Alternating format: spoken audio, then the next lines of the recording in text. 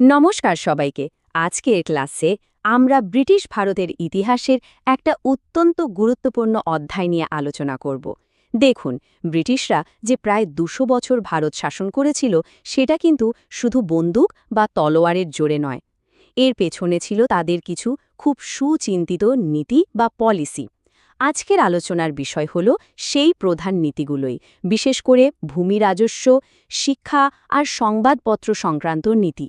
WBCS, SSC, railway যে কোনো পরীক্ষার জন্য এই টপিকটা কিন্তু ভীষণ ইম্পর্ট্যান্ট, তাই সবাই খুব মন দিয়ে শুনবে আর দরকার হলে নোটস বানিয়ে নেবে। তো চলুন দেখে নিই আজকে আমরা কি বিষয় কভার করব। প্রথমে আমরা ভূমিকা হিসেবে ব্রিটিশদের নীতিগুলো বুঝব। এরপর এক এক করে দেখব ভূমি রাজস্ব ব্যবস্থা, তারপর শিক্ষা ব্যবস্থা আর বিভিন্ন কমিশন, এবং শেষে সংবাদপত্র আর প্রেস আইনগুলো। একদম শেষে পরীক্ষার জন্য সবচেয়ে জরুরি তথ্যগুলো আমরা আরেকবার ছালিয়ে নেব। এইভাবেই আমরা এগোব। আচ্ছা, তাহলে চলুন আমাদের প্রথম টপিক শুরু করা যাক, ভূমি রাজস্ব ব্যবস্থা বা ল্যান্ড রেভিনিউ সিস্টেমস। একটা কথা মাথায় গেঁথে নিন, ব্রিটিশ শাসনের অর্থনৈতিক মেরুদণ্ডই ছিল কিন্তু এই ভূমি রাজস্ব। তাই স্বাভাবিকভাবেই এই অংশটা থেকে পরীক্ষায় প্রশ্ন আসবেই, প্রায় প্রত্যেক বছর আসে। তাই এর প্রত্যেকটা পয়েন্ট খুব ভালো করে মন দিয়ে বুঝতে হবে। দেখুন, ব্রিটিশরা গোটা ভারতে কিন্তু এক রকমের ভূমি রাজস্ব ব্যবস্থা চালু করেনি। তারা প্রধানত ৩ ধরনের ব্যবস্থা এনেছিল। কি? প্রথমটা হলো স্থায়ী বন্দোবস্ত বা পার্মানেন্ট সেটেলমেন্ট, দ্বিতীয়টা মহলবাড়ি ব্যবস্থা বা মাহালবাড়ি সিস্টেম, আর তৃতীয়টা হলো রায়তওয়ারি ব্যবস্থা বা রায়তওয়ারি সিস্টেম। আমরা প্রত্যেকটা ব্যবস্থা ধরে ধরে আলোচনা করব। আপনাদের কাজ হবে এদের মধ্যে মূল পার্থক্যগুলো খুব ভালো করে লক্ষ্য করা। ওখান থেকেই কিন্তু প্রশ্ন তৈরি হয়। তাহলে চলুন প্রথমে শুরু করি স্থায়ী বন্দোবস্ত দিয়ে। প্রথম পয়েন্টটা দেখুন, সালটা কত? ১৭৯৩। আর কে প্রবর্তন করেন? Lord Cornwallis. এই দুটো তথ্য, সাল আর নাম স্টার মার্ক করে রাখুন, পরীক্ষায় সরাসরি প্রশ্ন আসে। আচ্ছা, এই ব্যবস্থার মূল ব্যাপারটা কী ছিল? এখানে ব্রিটিশ ইস্ট ইন্ডিয়া কোম্পানি সরাসরি কৃষকদের থেকে ট্যাক্স বা খাজনা নিত না। তারা মাঝখানে একটা শ্রেণী তৈরি করল, জমিদার। এই জমিদারদেরই দায়িত্ব দেওয়া হলো ট্যাক্স আদায় করার। আর জমিদারি কাকে দেওয়া হবে? যে নিলামে সবচেয়ে বেশি দর দেবে তাকেই ট্যাক্স আদায়ের অধিকার দেওয়া হতো। এখন প্রশ্ন হলো, এই ব্যবস্থাটা কোন কোন অঞ্চলে চালু ছিল? মূলত বাংলা, বিহার আর ওড়িশা। মনে রাখবেন, ব্রিটিশ ভারতের মোট এলাকার প্রায় ১৯% এই ব্যবস্থার অধীনে ছিল। এখন একটা খুব ইন্টারেস্টিং জিনিস দেখুন, যে ট্যাক্সটা আদায় করা হতো সেটার ভাগাভাগি কেমন ছিল।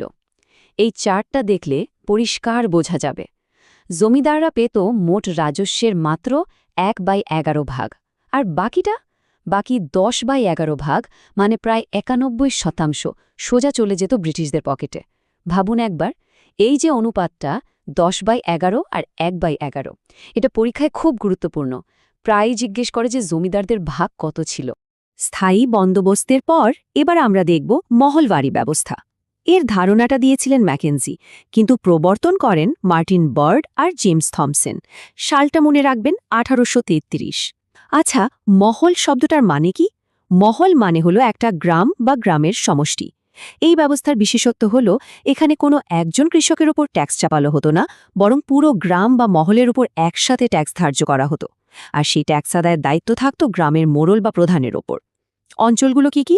মূলত যুক্তপ্রদেশ, মধ্যপ্রদেশ আর পাঞ্জাব। ব্রিটিশ ভারতের প্রায় ৩০% এলাকা জুড়ে এই ব্যবস্থা ছিল। আমাদের ৩ নম্বর এবং শেষ ব্যবস্থাটা হল রায়তওয়ারি ব্যবস্থা। এটা প্রবর্তন করেন রিড আর মুনরো ১৭৯২ সালে মাদ্রাজে। এখন রায়ত কথাটার মানে কি? রায়ত মানে হল কৃষক বা কাল্টিভেটার। এই ব্যবস্থার সবচেয়ে বড় বৈশিষ্ট্য হল, এখানে মাঝখানে কোনো জমিদার বা গ্রামের প্রধান ছিল না, কোনো মধ্যস্থতাকারী ছিল না। ইস্ট ইন্ডিয়া কোম্পানি সরাসরি কৃষকদের বা রায়তদের সঙ্গে চুক্তি করত আর তাদের থেকেই ট্যাক্স আদায় করত। এটা কিন্তু খুব ইম্পর্ট্যান্ট একটা পয়েন্ট। পরীক্ষায় প্রশ্ন আসে, কোন ব্যবস্থায় কোম্পানি সরাসরি কৃষকদের থেকে কর আদায় করত? উত্তর হবে রায়তওয়ারি। আর মনে রাখবেন, ব্রিটিশ ভারতের সবচেয়ে বেশি এলাকা, প্রায় ৫১%, এই ব্যবস্থার অধীনে ছিল, যেমন মাদ্রাজ, বম্বে, আসাম।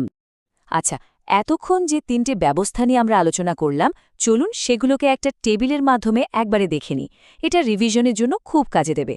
দেখুন, প্রথম কলামে আছে ব্যবস্থার নাম, দ্বিতীয় কলামে প্রবর্তক, তৃতীয় কলামে অঞ্চল আর চতুর্থ কলামে করদাতা। তাহলে স্থায়ী বন্দোবস্ত: প্রবর্তক কর্নওয়ালিস, অঞ্চল বাংলা, বিহার, উড়িষ্যা, আর করদাতাকে জমিদার। ঠিক আছে। এরপর মহলবাড়ি: প্রবর্তক মার্টিন বার্ড, অঞ্চল যুক্তপ্রদেশ, পঞ্জাব, আর করদাতা মহলের জমিদার বা প্রধান। আর শেষে রায়তওয়াড়ি: প্রবর্তক রিড ও মুনরো, অঞ্চল মাদ্রাজ, বোম্বে, আসাম, আর করদাতা সরাসরি কৃষক বা রায়ত। এই টেবিলটা আপনারা খাতায় বানিয়ে রাখুন, পরীক্ষার আগে এক ঝলক দেখলেই পুরোটা মনে পড়ে যাবে। তো ভূমি রাজস্ব ব্যবস্থা নিয়ে আমাদের আলোচনা শেষ হলো, আশা করি সবাই বুঝতে পেরেছেন। এবার আমরা আমাদের দ্বিতীয় গুরুত্বপূর্ণ অংশে যাব, সেটা হলো শিক্ষা ব্যবস্থা ও কমিশন। ব্রিটিশরা ভারতে শুধু শাসনই করেনি, তারা তাদের নিজেদের সুবিধার্থে একটা শিক্ষা ব্যবস্থাও গড়ে তুলেছিল। চলুন দেখি সেই শিক্ষানীতিগুলো কী ছিল আর তার ফলাফল কি হয়েছিল। ব্রিটিশরা আসার পর ভারতের শিক্ষার ক্ষেত্রে কিছু নতুন প্রতিষ্ঠান তৈরি হতে শুরু করে। চলুন পরপর দেখে নিই। 1781 সাল ওয়ারেন হেস্টিংস তৈরি করলেন ক্যালকাটা মাদ্রাসা। এরপর 1784 সালে উইলিয়াম জোন্স প্রতিষ্ঠা করলেন এশিয়াটিক সোসাইটি। তার কয়েক বছর পর 1791 সালে জনাথন ডানকান বানালেন বানারস সংস্কৃত কলেজ। আর 1800 সালে লর্ড ওয়েলেসলি তৈরি করলেন ফোর্ট উইলিয়াম কলেজ। এখন লক্ষ্য করুন, এই প্রত্যেকটা প্রতিষ্ঠান আর তার প্রতিষ্ঠাতার নাম কিন্তু পরীক্ষার জন্য খুব ইম্পর্ট্যান্ট। বিশেষ করে ম্যাচ দ্য ফলোয়িং টাইপের প্রশ্নে এগুলো খুব আসে। ফোর্ট উইলিয়াম কলেজটা কিন্তু বানানো হয়েছিল আইসিএস অফিসারদের ট্রেনিং দেওয়ার জন্য, এটা আলাদা করে মনে রাখবেন। এবার একটা খুব গুরুত্বপূর্ণ বিতর্কের কথায় আসি। 1813 সালে একটা আইন পাশ হয়, যার নাম চার্টার অ্যাক্ট। এই আইনে প্রথমবার ভারতীয়দের শিক্ষার জন্য বছরে 1 লক্ষ টাকা বরাদ্দ করা হলো। কিন্তু সমস্যাটা হলো, এই টাকাটা কোন খাতে খরচ হবে? এই নিয়ে দুটো দল তৈরি হয়ে গেল। এক দল হলো প্রাচ্যবাদী বা ওরিয়েন্টালিস্ট। তারা বলতো যে ভারতের ঐতিহ্যবাহী শিক্ষা, মানে সংস্কৃত, ফার্সি, এগুলোই পড়ানো হোক। এদের মধ্যে ছিলেন প্রিন্সেপ উইলসনের মতো ব্যক্তিরা। আর অন্য দলটা ছিল পাশ্চাত্যবাদী বা অ্যাংলিসিস্ট। তারা বলতো যে না, আধুনিক ইংরেজি শিক্ষা বা বিজ্ঞান শেখানো হোক। এদের দলে ছিলেন মেকলে, মুনরো আর আমাদের রাজা রামমোহন রায়ের মতো ব্যক্তিত্বরা। এখানে অনেক ছাত্রছাত্রী ভুল করে, তারা প্রাচ্যবাদী আর পাশ্চাত্যবাদীদের নামগুলো গুলিয়ে ফেলে। তাই এই দুটো দলের সমর্থকদের নাম খুব ভালো করে মনে রাখতে হবে। তো এই যে প্রাচ্যবাদী আর পাশ্চাত্যবাদীদের মধ্যে বিতর্ক চলছিল, সেটার শেষ হল 1833 সালে মেকলে কমিটির মাধ্যমে। লর্ড মেকলে, যিনি এই কমিটির প্রধান ছিলেন, তিনি পরিষ্কারভাবে ইংরেজি বা আধুনিক শিক্ষার পক্ষের রায় দিলেন। তিনি একটা থিওরি দিলেন, যেটার নাম ডাউনওয়ার্ড ফিল্ট্রেশন থিওরি। আমরা এটা পরের স্লাইডে বিস্তারিত দেখব। ভারতে আধুনিক ইংরেজি শিক্ষা ব্যবস্থা চালু করার পেছনে লর্ড মেকলের ভূমিকা এতটাই বেশি ছিল যে তাকে father of the modern education system in India বলা হয়। এই লাইনটা দাগিয়ে রাখুন, এটা একটা খুব কমন ওয়ান লাইনার প্রশ্ন। আচ্ছা, তাহলে এই ডাউনওয়ার্ড ফিল্ট্রেশন থিওরি বা অধোমুখ পরিশ্রবণ সিদ্ধান্ত জিনিসটা আসলে কি? খুব সহজ ভাষায় বুঝুন। ম্যাকলে বললেন, আমরা সবাইকে একসাথে শিক্ষা দিতে পারব না, তার চেয়ে বরং সমাজের উঁচুতলার কিছু ইলিট বা অভিজাত শ্রেণীর মানুষকে ভালো করে ইংরেজি শিক্ষা দেওয়া হোক। তারপর এই শিক্ষিত মানুষগুলো থেকে জ্ঞানটা জলের মতো চুইয়ে চুইয়ে বা ফিল্টার হয়ে নিচের তলার সাধারণ মানুষের কাছে পৌঁছে যাবে। মানে শিক্ষা ওপর থেকে নিচে নামবে। এটাই ছিল এই থিওরির মূল কথা। মেকলের পর ভারতের শিক্ষার প্রসারে আরও অনেকগুলো কমিশন আসে। চলো পরপর সাল অনুযায়ী দেখে নি। 1854 উডস ডিসপ্যাচ, এটাকে স্টার মার্ক করুন। একে বলা হয় Magna কার্টা of English education in India, মানে ভারতে ইংরেজি শিক্ষার মহাসনদ। এরপর 1882 সালে আসে হান্টার কমিশন, যেটা প্রাথমিক আর মাধ্যমিক শিক্ষার ওপর জোর দিয়েছিল। তারপর 1902 সালে র্যালে কমিশন আর 1917 সালে স্যাডলার কমিশন। এই দুটোই মূলত বিশ্ববিদ্যালয় শিক্ষার উন্নতির জন্য তৈরি হয়েছিল। এরপর 1937 সালে আসে মহাত্মা গান্ধীর ওয়ার্ধা স্কিম, আর দেশ স্বাধীন হওয়ার পর 1948 সালে রাধাকৃষ্ণন কমিশনের সুপারিশে তৈরি হয় ইউজিসি বা ইউনিভার্সিটি গ্রান্টস কমিশন। এই প্রত্যেকটা কমিশন আর তাদের সাল পরীক্ষার জন্য খুব ইম্পর্ট্যান্ট। শিক্ষা ব্যবস্থা নিয়ে আমাদের আলোচনা শেষ। এবার আমরা ক্লাসের তৃতীয় এবং শেষ গুরুত্বপূর্ণ অংশে ঢুকছি। টপিকটা হলো সংবাদপত্র ও প্রেস আইন। দেখুন, সেই সময় সংবাদপত্রগুলোর একটা দ্বৈত ভূমিকা ছিল।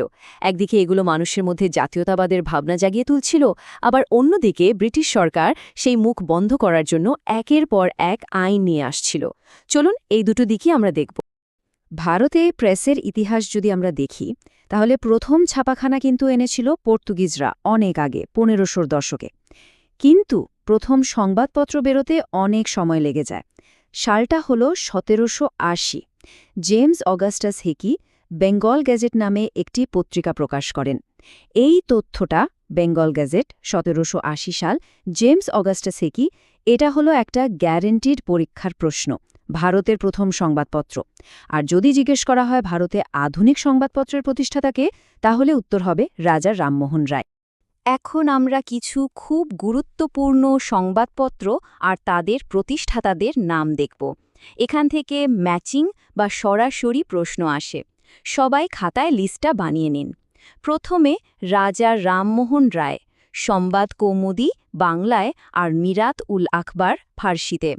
এরপর দাদাভাই নৌরোজি, রাস্ত গোফতার। বালগঙ্গাধর তিলক, দুটো পত্রিকা, কেশরী আর মারাঠা, খুব ইম্পর্ট্যান্ট। যুগান্তর, বরীন্দ্র কুমার ঘোষ আর ভূপেন্দ্রনাথ দত্ত। প্যারিস থেকে মাদাম ভিকাজি কামা প্রকাশ করতেন বন্দে মাতারম।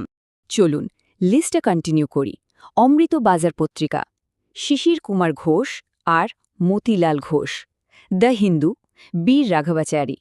অ্যানি বেসান্তের দুটো পত্রিকা, নিউ ইন্ডিয়া আর কমনওয়েলথ। মহাত্মা গান্ধীর ইয়াং ইন্ডিয়া আর হরিজন। ঈশ্বরচন্দ্র বিদ্যাসাগরের সোমপ্রকাশ। আর সবশেষে এটা আলাদা করে নোট করুন, উদান্ত মার্তাণ্ড। এটা ছিল ভারতের প্রথম হিন্দি সংবাদপত্র।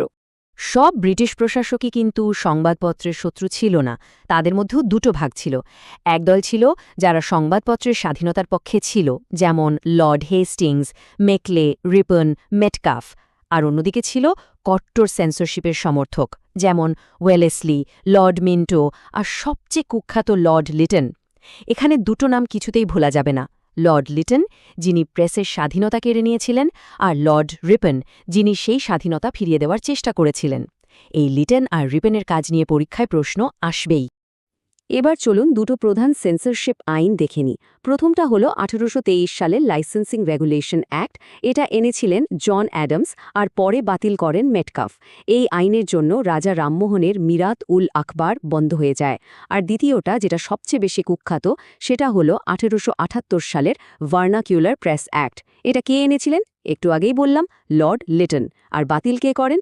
লর্ড রিপন। এই আইনটার আরেকটা নাম ছিল গ্যাগিং অ্যাক্ট। গ্যাগিং মানে হলো মুখ চেপে ধরা। এই আইনটা কে আনলো আর কে বাতিল করলো, এটা কিন্তু একটা খুব কনফিউজিং জায়গা, তাই ভালো করে মনে রাখবেন। এখন প্রশ্ন হলো, এই ভার্নাকিউলার প্রেস অ্যাক্টের শিকার কোন পত্রিকা হয়েছিল? মনে রাখবেন, এই আইনের কোপে পড়েছিল ঈশ্বরচন্দ্র বিদ্যাসাগরের সোমপ্রকাশ পত্রিকা। এই আইনটা ব্যবহার করেই ব্রিটিশ সরকার সোমপ্রকাশ পত্রিকাটিকে বাজেয়াপ্ত বা সিজ করে নেয়।